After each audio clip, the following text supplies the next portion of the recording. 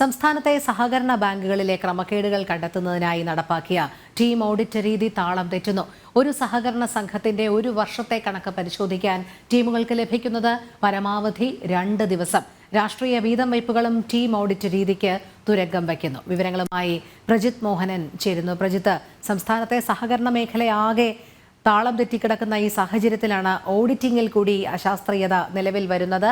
പരമാവധി 2 ദിവസം മാത്രമാണ് ഒരു സഹകരണ സംഘത്തിന്റെ ഒരു വർഷത്തെ കണക്ക് പരിശോധിക്കാൻ ടീമുകൾക്ക് ലഭിക്കുന്നത്. അങ്ങേയറ്റം അശാസ്ത്രീയമായ ഒരു നടപടി എന്ന് തന്നെ പറയേണ്ടിയിരിക്കുന്നു. കാരണം സാങ്കേതിക സംവിധാനം ഉപയോഗിച്ചാൽ പോലും 2 ദിവസം കൊണ്ട് തീരാത്തതാണ് മനുഷ്യ സഹജമായ കണ്ടെത്തലുകൾ 2 ദിവസം കൊണ്ട് നടത്തണം എന്നുള്ള നിർദ്ദേശത്തിൽ വന്നിരിക്കുന്നത്.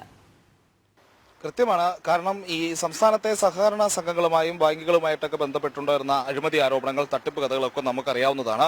ഇതുമായി ബന്ധപ്പെട്ടിട്ടുള്ള ഈ ആരോപണങ്ങളൊക്കെ നിലനിന്ന സാഹചര്യത്തിലാണ്, അതായത് ഒരു സഹകരണ സംഘത്തിൽ ഒരാൾ തന്നെ തുടർച്ചയായി കുറെ കാലം ഓഡിറ്റ് നടപടികൾ ചെയ്യുന്ന സാഹചര്യം ഉണ്ടാകുമ്പോൾ അവിടെ വിവിധ ക്രമക്കേടുകൾ ഉണ്ടാകുന്നു എന്നുള്ളൊരു കണ്ടെത്തൽ വന്നിരുന്നു. ഈ കണ്ടെത്തലിന്റെ അടിസ്ഥാനത്തിലാണ് ടീം ഓഡിറ്റിംഗ് എന്ന് പറയുന്ന ഒരു പുതിയ സംവിധാനം സർക്കാർ കൊണ്ടുവരികയും അത് തൃശൂർ മുതലായ മേഖലകളിൽ നടപ്പിലാക്കി വിജയിച്ചതിന് ശേഷം സംസ്ഥാനത്തിന്റെ വിവിധ ഭാഗങ്ങളിലേക്ക് അത് വ്യാപിപ്പിക്കുകയും ചെയ്തത്.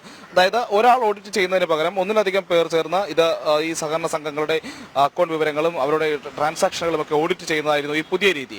അതിനായി താലൂക്ക് തലത്തിലാണ് ഇത്തരത്തിലുള്ള പുതിയ സമിതികളൊക്കെ രൂപീകരിച്ച് ഈ രീതിയിൽ ഓഡിറ്റർമാരുടെ ഒരു ടീം തന്നെ രൂപീകരിച്ച് ഇത്തരത്തിലുള്ള നടപടിക്രമങ്ങളുമായി മുന്നോട്ട് പോയത്. എന്നാൽ ഇതിൽ സംഭവിച്ചു പോകുന്ന ഒരു സാഹചര്യം എന്ന് പറഞ്ഞാൽ, നിലവിൽ സംസ്ഥാനത്തെ പല ഈ പറഞ്ഞ രീതിയിലുള്ള ഈ ടീമുകൾക്കും ഈ ടീം അക്കൗണ്ടിംഗ് സംവിധാനത്തിലൂടെ ഉള്ള ഓഡിറ്റിംഗ് ടീമുകൾക്കും കൃത്യമായ ഒരു മേൽനോട്ടം പോലും ഉണ്ടാകുന്നില്ല എന്നുള്ളതാണ്. പ്രത്യേകിച്ച് അസിസ്റ്റന്റ് ഡയറക്ടർമാരുടെ നേതൃത്വത്തിലാണ് ഈ ടീമുകൾ പ്രവർത്തിക്കേണ്ടത്. പക്ഷേ ഈ അസിസ്റ്റന്റ് ഡയറക്ടർമാരുടെ എണ്ണം ആവശ്യത്തിലില്ലാത്തത് കൊണ്ട് പലയിടത്തും സീനിയർ ഓഡിറ്റർമാർ അല്ലെങ്കിൽ സ്പെഷ്യൽ ഗ്രേഡ് ഓഡിറ്റർമാരൊക്കെയാണ് ഈ ടീമുകൾക്ക് നേതൃത്വം നൽകുന്നത്. അതോടൊപ്പം തന്നെയാണ് ഈ രാഷ്ട്രീയ പാർട്ടികളുടെയൊക്കെ ഒരു താല്പര്യപ്രകാരം അല്ലെങ്കിൽ അത്തരത്തിലുള്ള താല്പര്യങ്ങളും ഈ ഓഡിറ്റ് ടീമുകളിൽ പ്രതിഫലിപ്പിക്കുന്നുണ്ട്. കാരണം ഇതൊരു രാഷ്ട്രീയപരമായ ഒരു വീടും വെപ്പിലൊക്കെ ഇടത് വലത് മുന്നണികളുടെയൊക്കെ നേതൃത്വത്തിൽ ഇക്കാര്യത്തിൽ നടന്നിട്ടുണ്ടോ എന്നുള്ളതാണ് യാഥാർത്ഥ്യം. അതുകൊണ്ട് തന്നെ സാധാരണഗതിയിൽ ഒരു ടീം 60 സഹകരണ സംഘങ്ങളെയാണ് ഓഡിറ്റ് ചെയ്യേണ്ടത്.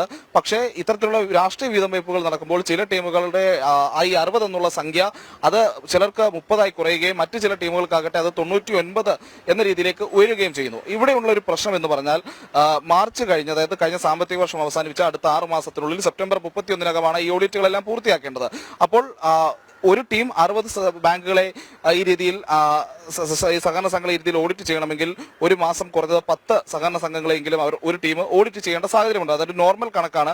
അപ്പോൾ ഈ 10 സഹകരണ സംഘങ്ങളെ തന്നെ നമ്മൾ ഈ പ്രവൃത്തി ദിവസങ്ങളിലേക്ക് ഒരു കണക്കെടുക്കുമ്പോൾ 24-25 ദിവസം എന്നൊക്കെ രീതിയിൽ എടുക്കുമ്പോൾ തന്നെ ഒരു 2 ദിവസമൊക്കെയാണ് ഒരു സഹകരണ സംഘത്തെ ഓഡിറ്റ് ചെയ്യാൻ ഈ 60 എന്ന് പറയുന്ന നമ്പർ 6 മാസം കൊണ്ട് പൂർത്തിയാക്കാൻ മതി എന്നുള്ള ടീമുകൾക്ക് ഈ ഓഡിറ്റിങ്ങിന് ഈ ഒരു സഹകരണ സംഘത്തെ വിധേയമാക്കാൻ കഴിയും. അങ്ങനെയാണെങ്കിൽ ഈ 99 എന്നൊക്കെ പറയുന്ന രീതിയിൽ അല്ലെങ്കിൽ അതിലും താഴേക്കുള്ള ചില ഒരു 70-80 എന്ന രീതിയിലേക്ക് ഈ രീതിയിൽ ഓഡിറ്റ് ചെയ്യാനുള്ള ബാങ്കുകളുടെ എണ്ണമുള്ള ഈ ടീമുകൾ ഏത് രീതിയിലായിരിക്കും? അപ്പോൾ 2 ദിവസത്തിലും കുറവായിരിക്കും അവർക്ക് ഈ സമയം കിട്ടുക. അതായത് കൃത്യമായി ഈ ഓഡിറ്റിംഗ് സംവിധാനം കൂടുതൽ മെച്ചപ്പെടുത്താനായി കൊണ്ടുവന്ന ടീം ഓഡിറ്റിംഗ് സംവിധാനം അത് കൃത്യമായി പരാജയപ്പെടുന്നു, അല്ലെങ്കിൽ അത് അശാസ്ത്രീയമായിട്ട് ഒരു കൃത്യമായ ഒരു പരിശോധന പോലും നടത്താനുള്ള സമയം അവർക്ക് കിട്ടാതെ ഈ ഓഡിറ്റിംഗ് നടപടികൾ പൂർത്തിയാക്കേണ്ട ഒരു സാഹചര്യത്തിലേക്ക് കാര്യങ്ങൾ പോകുന്നു. ഇത് നമുക്ക് വളരെ വ്യക്തമായി തന്നെ മനസ്സിലാകും. സാമാന്യ ബുദ്ധിയുള്ള ആർക്കും ചിന്തിച്ചാൽ മനസ്സിലാകും.